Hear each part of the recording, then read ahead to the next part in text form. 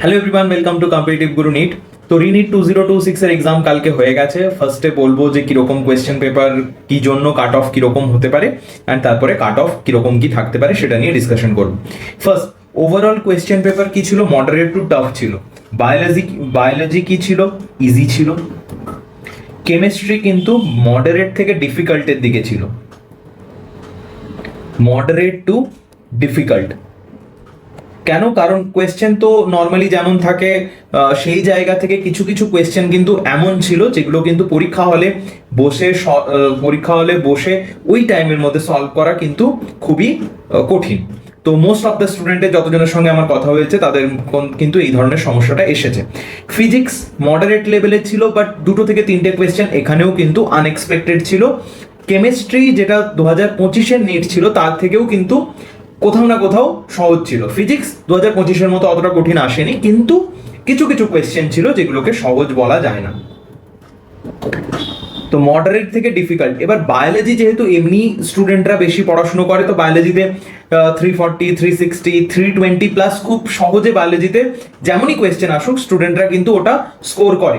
আর যেহেতু কেমিস্ট্রি একটা স্কোরিং জায়গা থাকে, র্যাঙ্ক ডিসাইডিং ফ্যাক্টর থাকে, সেই জায়গায় কেমিস্ট্রিটাই যখন মডারেট টু ডিফিকাল্ট লেভেলে ছিল, সেই জন্য কিন্তু আমরা কাট অফে একটা চেঞ্জ দেখতে পাবো। যেটা 3rd মেতে পরীক্ষা হয়েছিল তাতে যেমন কাট অফটা একটু বেশি যাওয়ার চান্সেস ছিল, এখানে কিন্তু কাট অফ অনেকটাই কম যাবে।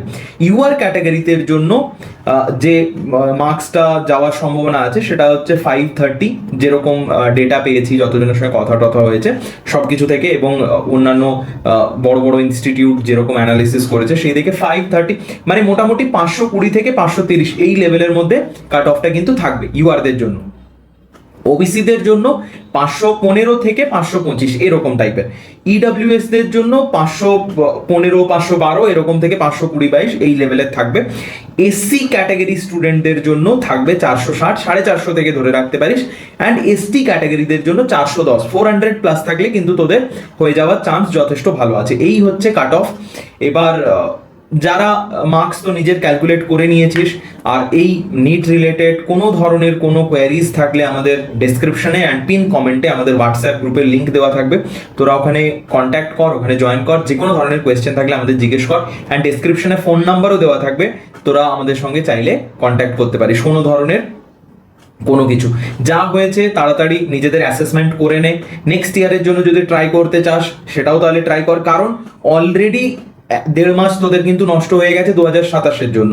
কারণ এই পরীক্ষাটা যদি 3rd মেতে যেটা হয়েছিল, তাহলে অলরেডি নিজেদের মার্কস অ্যাসেসমেন্ট করে তোরা কিন্তু, যাদের মার্কস কম এসছে তাদের কথা বলছি, তোরা কিন্তু 2027-এর প্রিপারেশন শুরু করে দিতে পারতিস, কিন্তু এই জায়গায় তোদের 1.5 মাস আরো নষ্ট হয়ে গেছে। তাহলে বেশি সময় না নিয়ে যদি তোরা 2027-এর জন্য প্রিপারেশন নিতে চাস, তাড়াতাড়ি প্রিপারেশন শুরু কর। আর তোরা যদি কেউ কাউন্সিলিং করাতে চাস আর অন্যান্য কলেজে ভর্তি হওয়ার কথা ভাবিস, তাহলেও আমাদের সঙ্গে যোগাযোগ কর। সমস্ত ব্যাপারে আমাদের সঙ্গে ডিসকাস করতে পারি, সবসময় তোদের হেল্প করার জন্য আমরা আছি। Thank you.